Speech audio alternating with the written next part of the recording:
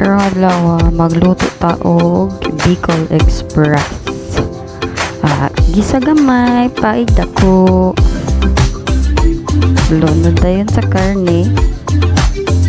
Kanitong luto dinalian ra ni siya, kalma lang ha.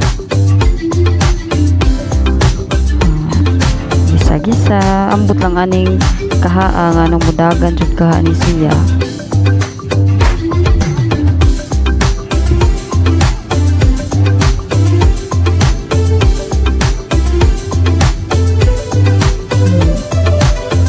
Di lang na ito paigon kaya mga dulok matagpisik kaya sakit pa na sa gibuwagan lunod na ito ang talong. Gisa gamay,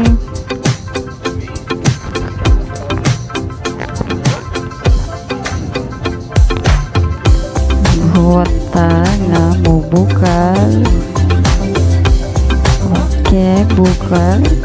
Pagkabukal na ato na siyang lunod ang tuno.